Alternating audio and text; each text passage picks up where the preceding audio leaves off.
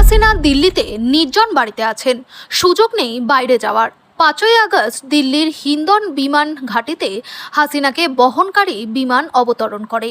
এরপর তার নিরাপত্তার দায়িত্ব নেয় ভারতীয় বাহিনী। আন্তর্জাতিক পুরস্কার প্রাপ্ত অনুসন্ধানী সাংবাদিক সেলিম সামাদ ভারতীয় সংবাদ মাধ্যম নর্থ ইস্ট নিউজে লেখা এক প্রতিবেদনে দাবি করেছেন, শেখ হাসিনা দিল্লির কাছাকাছি একটি বিমান ঘাঁটির নিরাপদ বাড়িতে আছেন। সেখান থেকে তিনি কারো সঙ্গে যোগাযোগ করতে পারছেন না। সেলিম সামাদ তার প্রতিবেদনে এক অজ্ঞাত সূত্রের বরাতে লিখেছেন, সূত্রটি নিশ্চিত করতে পারেনি 5ই আগস্ট শেখ হাসিনা যখন হিন্ডন বিমান ঘাঁটিতে যান তখন তাকে গৃহবন্দী করা হয়েছিল কিনা। তবে সূত্রটি নিশ্চিত করেছে প্রধান উপদেষ্টা ডক্টর ইউনূস শপথ গ্রহণের পর মোদির সঙ্গে যখন প্রথমবারের মতো টেলিফোনে কথা বলেন, এরপর হাসিনাকে একটি নিরাপদ বাড়িতে নিয়ে যাওয়া হয়। মোদি ইউনূসের কথোপকথনের কয়েক ঘন্টা পর হাসিনার যোগাযোগের সব ডিভাইসে বিঘ্ন ঘটে।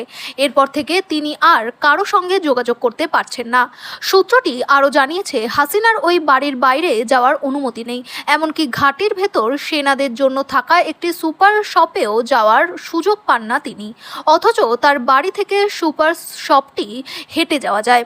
তিনি আরও লিখেছেন, শেখ হাসিনার মেয়ে সাইমা ওয়াজেদ বিশ্ব স্বাস্থ্য সংস্থার আঞ্চলিক পরিচালক হিসেবে দিল্লিতে অবস্থান করছেন, কিন্তু তিনি এখনো পর্যন্ত তার মায়ের সঙ্গে দেখা করার সুযোগ পাননি। যদিও শেখ হাসিনা 1 মাস ধরে দিল্লিতেই আছেন। শেখ হাসিনা যখন ভারতে পালিয়ে যান তখন ছেলে সজীব ওয়াজেদ জয় জানান তিনি দিল্লিতে গিয়ে মায়ের সঙ্গে দেখা করবেন, কিন্তু জয়কে দিল্লিতে আসতে বারণ করা হয় কারণ তিনি এসে দেখা করতে পারবেন না।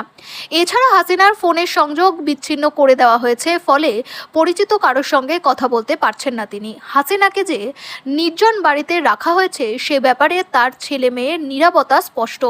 এই সাংবাদিক আরও লিখেছেন, হাসিনার সঙ্গে দিল্লিতে আছেন তার বোন শেখ রেহানাও। যদিও রেহানা ব্রিটিশ নাগরিক, কিন্তু তিনি শেখ হাসিনার সঙ্গে সেখানে আটকে গেছেন। তিনি জানিয়েছেন, শেখ রেহানার মেয়ে টিউলিপ সিদ্দিক যুক্তরাষ্ট্রের আইনসভার সদস্য এবং জুনিয়র মন্ত্রীর দায়িত্ব পালন করছেন।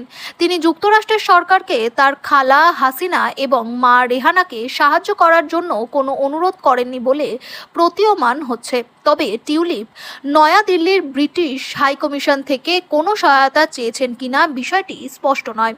অনুসন্ধানী এই সাংবাদিক প্রতিবেদনে উল্লেখ করেছেন, প্রধান উপদেষ্টা ডক্টর ইউনূস শেখ হাসিনাকে ফেরত চাওয়ার ব্যাপারে ইঙ্গিত দিয়েছেন। আর যদি বাংলাদেশ হাসিনাকে ফেরত চায় তাহলে এটি ভারতীয় প্রধানমন্ত্রীর জন্য একটি বড় ধাক্কা হবে। তিনি লিখেছেন, যদি বাংলাদেশের অনুরোধের পরও ভারত হাসিনাকে ফেরত না দেয় তাহলে তাদের যে ভাবমূর্তি ক্ষুণ্ণ হবে সেটি তারা কিভাবে কাটিয়ে উঠবে এখনই বলা যাচ্ছে না।